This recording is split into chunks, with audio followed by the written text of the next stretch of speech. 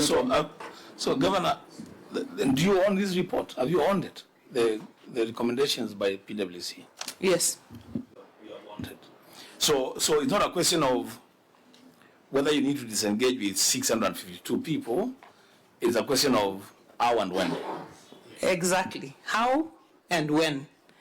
But we have what the people who had, for example, fake documents, the people who had who did not show up for audit, the people, and had no reason for it. I actually immediately after receiving the report set up a committee chaired by my deputy governor to look at these issues now in a practical sense, because we have already, and looking at value for money, we had a situation where we didn't even know how many staff we had. PwC gave us how many staff we had, how many they thought we should disengage with, how many they thought we should, move forward with. So that is what we have been doing in the course of this period, Chairman. So you also agree that you have 1,327 ghost workers, and Appendix 2 has got the list of the 1,327 ghost workers by name, ID number, payroll number. Appendix 2 that starts from page 59. Because if you agree with the report and you agree that there are 1,300 ghost workers, you need to exorcise the ghosts. In fact, Chair, so that you can answer both. I'm not able to go through all the recommendations by PwC, but then there are HR people or County Public Service Board who are complicit in engaging these ghost workers or employees who are not qualified or who have fake documents. What were the recommendations? Because they cannot just go scot-free. For one, public money was already used.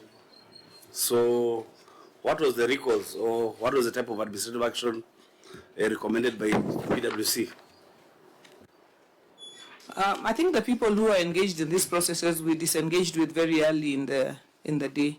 The CEO of the Public Service Board, the HR, the payroll, we disengaged very early in the day so that we could even start engaging with this process. I want the CS to speak to the issue of the so-called ghost workers.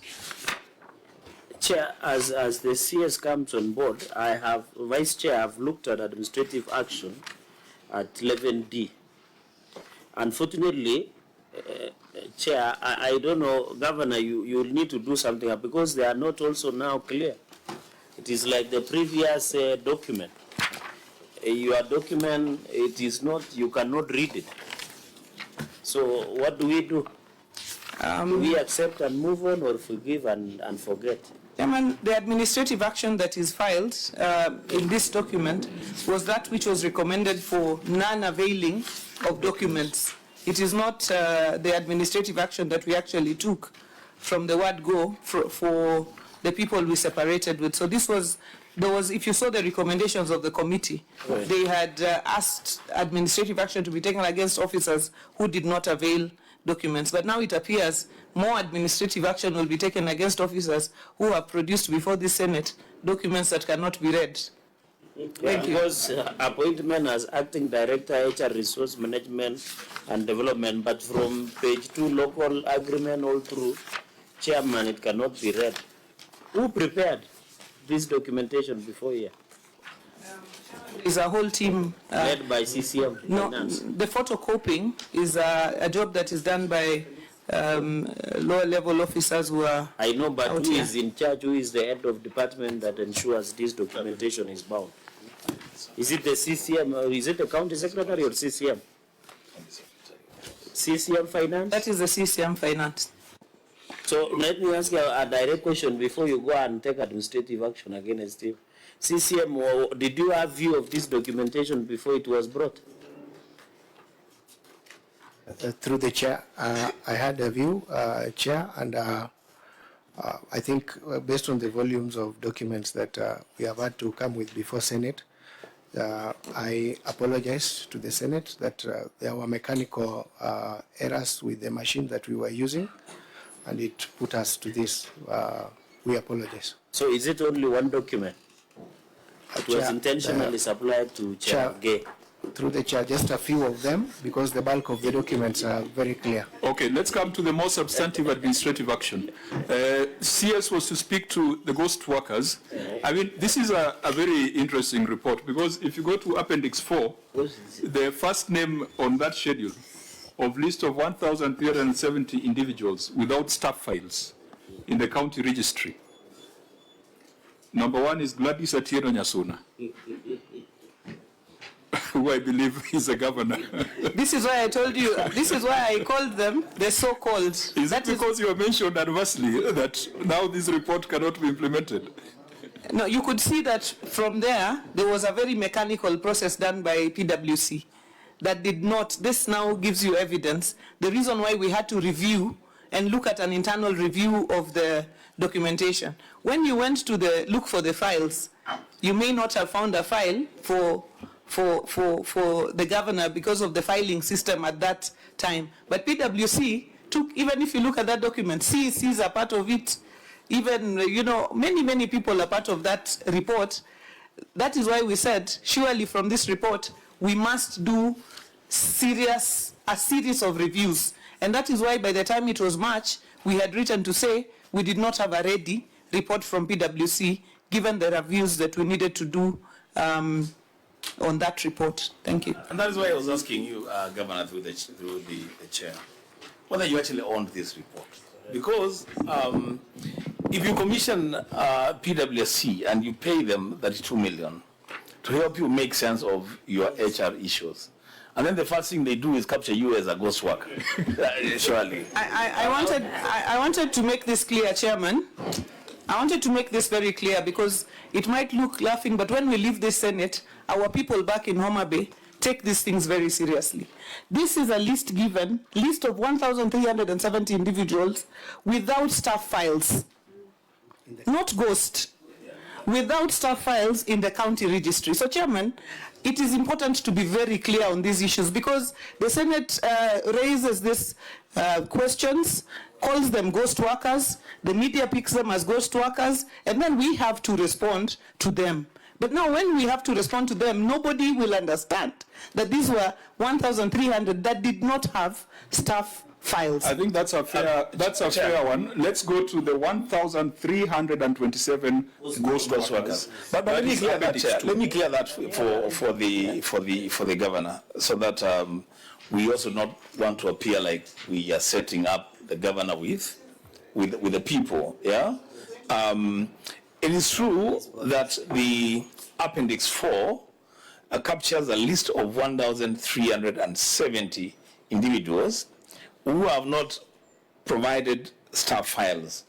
But the question remains, Governor, that I have paid PwC 32 million shillings to give me a report that will help me make sense of a messed up HR system in my office. And the kind of report that they give me is that the number one person who does not have a staff file in the county government of Homa Bay is a governor. And that's why I was very, very keen when I asked you whether you really owned this report, or you rejected it, or renegotiated even the amount that would be paid for that. Okay, I think you've clarified it. CS, you are to talk to the 1,327 ghost workers. Thank you, Chair. Very fast, because a lot of it has been said. I think the 1327 is actually not what is called ghost workers from our assessment, because there are several categories that we are capturing, like people without files, people with what, and you can find names are repeated in those. You can find somebody who is doesn't have a file, he didn't report, but in all those categories, their names were picked. So you can find a name picked in or at least sometimes 3 categories, 2 categories, or in 4 categories. But then when they're putting it together, then they put it, because they are just adding up, they're adding what is there and what is there, and then it came up with that number. But when we now went down to do our own verification, we realized that these names were repeated. And that's why we didn't say that those are ghost workers. Actually, those are not ghost workers. Chair, can you stop the county secretary, because he's now working into a landmine? Because the more he talks, the more everything gets messed up. Therefore, 32 million, Governor, that was contracted to PwC, there was no value. Because even your county public service board sat and wrote you a letter on what should be done. In this report, the one that you are provided, either you are saying the PricewaterhouseCoopers report was a draft. Because if you are hiring to make a sense of the 55% that you are spending on what you are putting now, 7,000 plus workers, then it is getting more messed up than in the beginning. Because the chairman of County Public Service Board has provided once the implementation status of PwC. The governor has gone on record and said, when we got this report, we had to contest to amend, to do a few years there, massages a few years to be politically correct. So my question should be, Governor, in this 32 million, in my own opinion, the people of Homa Bay did not get value. You did not come out to tell us whether the public service of Homa Bay of 7,000 plus who work in your county government, whether there was value that was given. And that is why, Chair, I want to go back to my first question. The justification of the governor of using PricewaterhouseCoopers over Public Service Commission. Yet there is what we call intergovernmental relationships that they can partner, because even if they disagree, the spending of the money would not have been, at least would have been another. But on this 32 million, Chair, I think, to me, looking at the chairperson of County Public Service Board and the minutes that the County Public Service Board sat, Governor, we are getting more and more confused, and we do not see the value of 32 million in this PricewaterhouseCoopers engagement that you did, even including the one I had pointed out on the administrative action on other matters. Okay, let me, for purposes of time, there is a report by PwC, which we are interacting with for the first time, because as at March, it was not ready. And that is why we gave generic recommendations of administrative action. Now the Senate is seized of the report. We have it. There is also a report by the Auditor General on a payroll audit for Homa Bay County, which I think has been tabled. It has been tabled in Parliament. Yes, Chair, it was tabled. We need to look at these two reports, the payroll audit report, the PwC audit report, the report that we are considering now, and as someone who comes from Homa Bay, spending 52% on compensation of employees it's a serious problem, and it is a legacy problem. I think Governor is dealing with an inherited problem that has festered over the years. Whether 32 million was value for money, in my view, I think it tells us something about the rotten state of human resources in that county. It might not be accurate, but it can stimulate some debate that can help us to find a solution. You see, when you're at 55, Clerk, can you give us the comparative analysis of neighboring counties? I think a county like Siaya, Migori, Kisumu, Kericho, Busia, counties with fairly similar demographics. Yes, Chair. Migori is at 32%. 32? Siaya, 35%. Kisumu, 44%. Busia, 35%. Kericho, 47%. 32 you said was Migori? 32 is Migori. Siaya? 35. Kisumu, 44. Busia? 35. Kericho at 47. And Homa Bay at 55. They are very tough decisions you have to make, Governor. Otherwise, Homa Bay is going to be an employment bureau. I know we have talked of the legacy of municipalities, but these other counties that we have cited may also tell a similar story. They have the fiscal space to carry out development. They have got the fiscal space to pay pending bills because they've been able to tame their employee costs. Honorable members, this matter is so significant that I don't feel like we'll do justice to it discussing it at 4 p.m.